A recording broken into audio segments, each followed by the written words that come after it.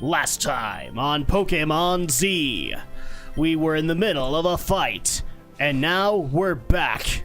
Welcome, everybody. Oh, I'm sorry. Hello, everyone. Pokemon Z. It's your boy, Mr. Popo here.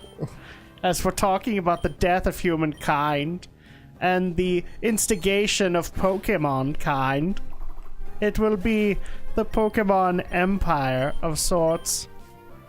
Could we call it the Poke Empire? Spoink. So we have Survivor and we have Spoink. By the way, I'm just going to say it, and I know this is going to annoy a lot of people. Not a fan of Spoink. I'm not sure many people are. No, it's a dumb design. Like, this...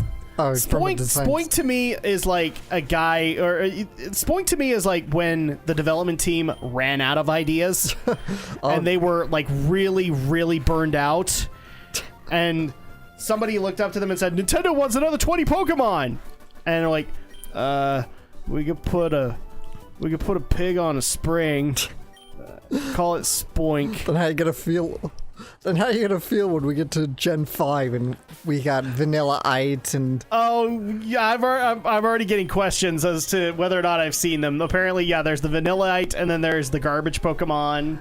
Yeah. That, yeah. Garborder, and there's a Pokemon based on keys.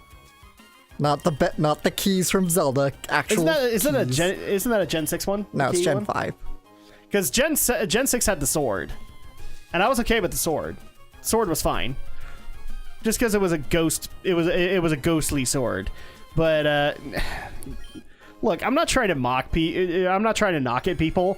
But yeah, it's very clear at those points that the development team has run out of ideas, and they are literally clambering to figure out, like, we have to fill out like this quota of 10. Hence why I've had this discussion with a couple of Pokemon fans, and correct me if I'm wrong, Alex.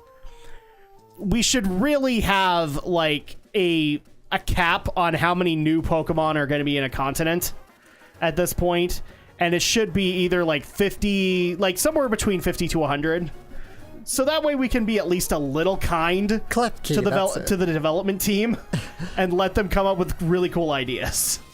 I'm sure it's all them. So that's them. The Pokemon was Klefki. That was the one I'm thinking of, which is... Is he one of the ones that got reverse engineered into a fairy type? Yes, Steel fairy type, and... Oh, you're right, it was Gen 6 it came in. Gen 6, yeah, because Gen 6 was when we had fairy, so you had to have a bunch of new fairy types that make sense to it. And then I was aware of the sword, and for some reason, I love the people who were screaming, like, you guys didn't like the Gen 5 garbage Pokemon, but you had no problem with the sword. The sword actually kind of makes sense, guys. The sword is called Honedge. Yes, Honedge, and it's got an evolution, too. Yeah. Yeah. Which is Steel Ghost. Which I love this evolution, by the way, because it's going from one swords to two swords. To two swords. Which comes Doublade, and then... But I will say I'm disappointed because in a team-up battle, what should happen, and the anime I don't even think has ever done this, if you're teamed up with a Honedge, you should be wielding said Honedge. Okay? Like, your Pokemon should be wielding the sword. It's not Transformers, Adam. Oh, why not? Because these are sentient beings. So are Transformers. Well, yeah, but these are true. Kind of walked yourself into a corner there, my friend. Okay, yeah. but don't knock Garborder. He was Chugga Conroy's star athlete throughout his Unova run. Is that what he actually called himself, star athlete? No, I can't remember what he called him. Does Chugga even do anything anymore? Yes, I just told you.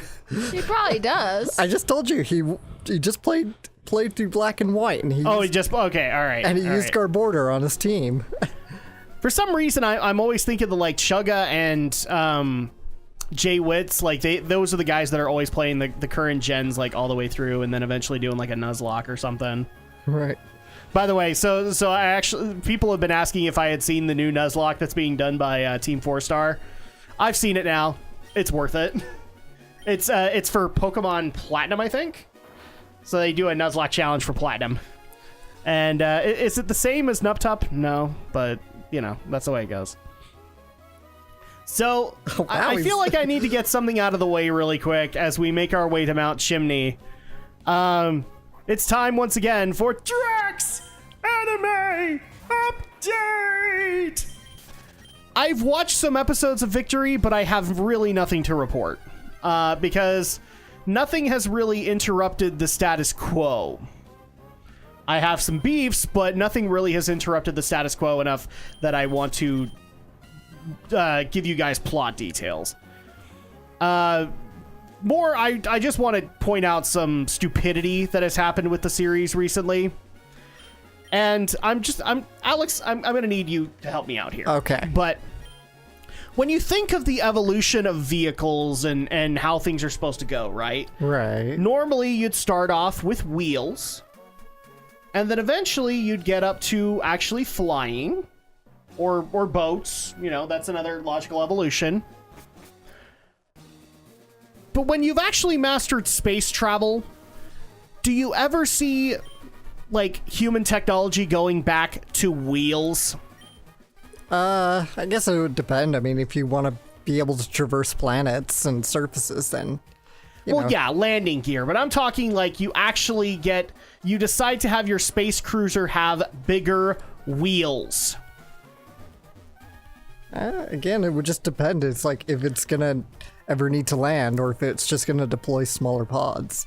I guess you could say it'd be more practical to deploy small pods than to actually outfit a giant it would be much better to do cruiser like with- a landing gear or a landing platform that you can do, like that's mag-locked or something like that.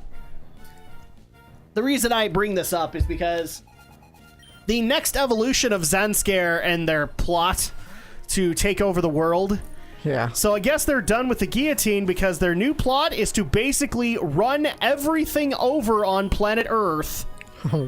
And that'll take care of all of the evil humans that are inhabiting it, and therefore they can then repopulate the world with people who will treat it properly.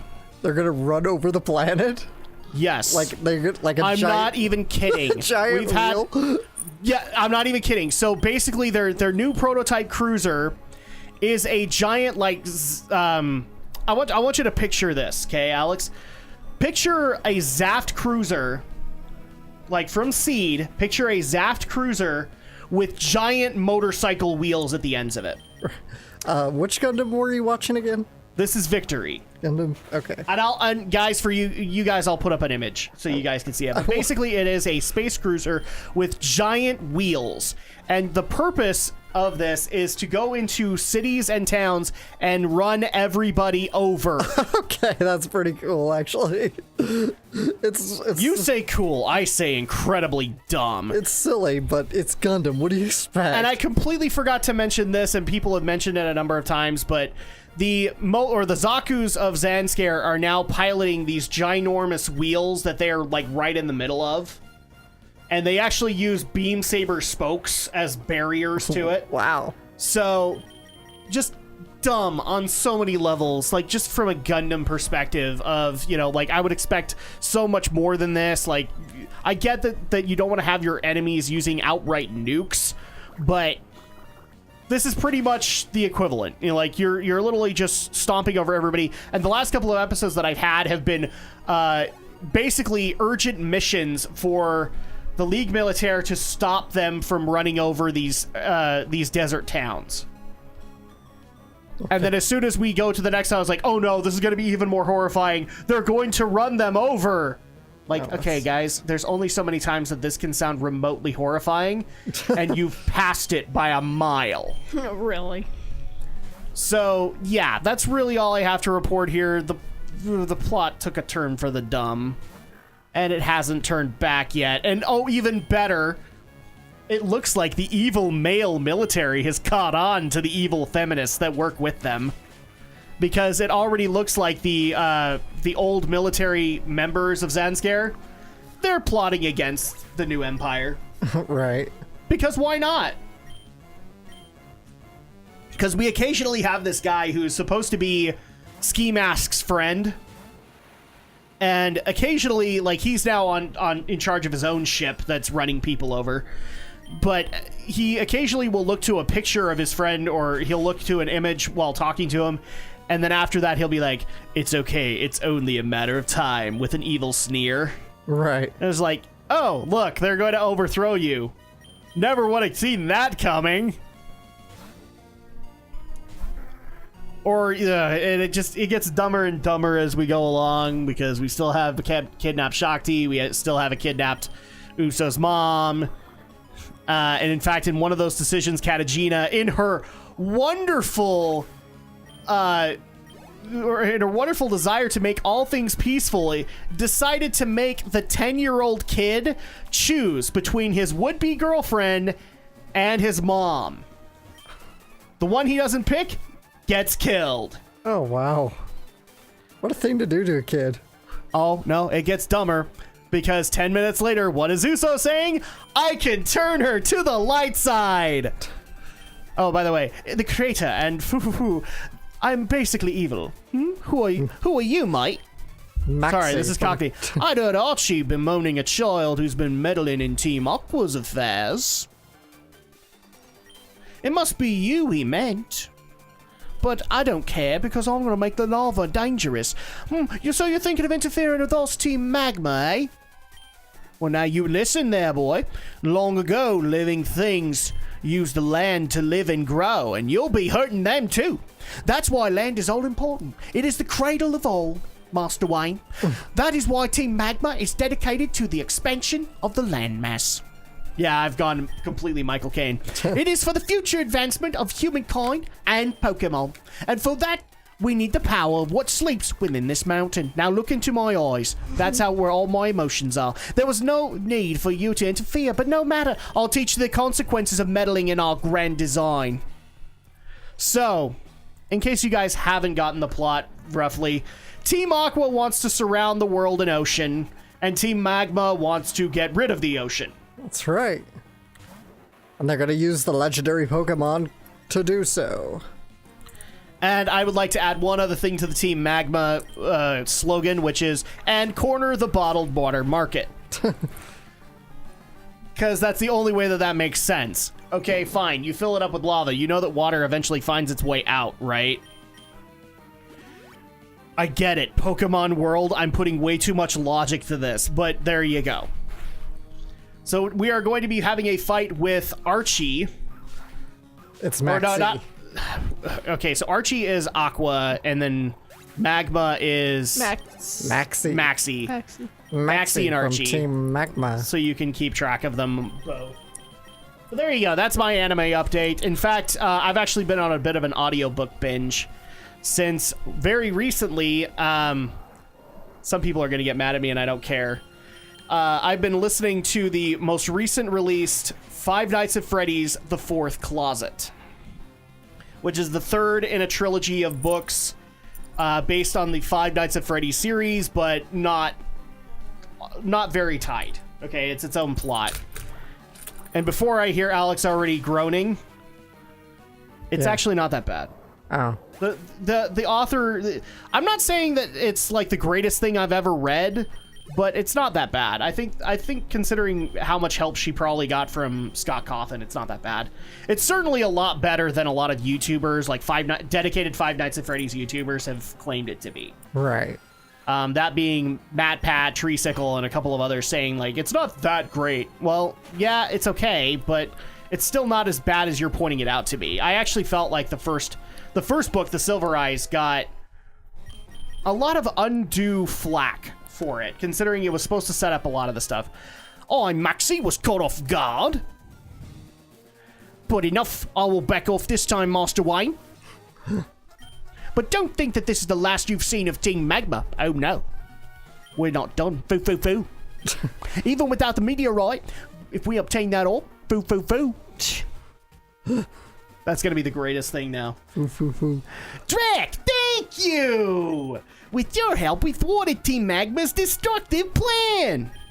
But you, whose side are you on? It doesn't matter. We will remain vigilant and keep up our pursuit of Team Magma. Fufufu. Drak, we shall meet again after I sign that petition for the Star Wars fans. Meteorite is fitted on a mysterious machine. Do you want to remove the meteorite? Yes. So we're gonna be good Obtained Samaritans. the meteorite. We're gonna give the meteorite back to the researcher, who is still strangely conveniently in the cave that it was stolen in. He doesn't have a tent there, by the way. Lava cookies at Mount Chimney's local special. Wanna try one? It's $200. Oh, fine then. But first, we're gonna go through the jagged pass so that we can make our way to Warcraft Lava room. Ridge. Our journey is almost over, guys. We are almost to Lava Ridge Town, and probably have very little to show for it. But then we'll return the meteorite, Alex. I Hiker promise. Eric.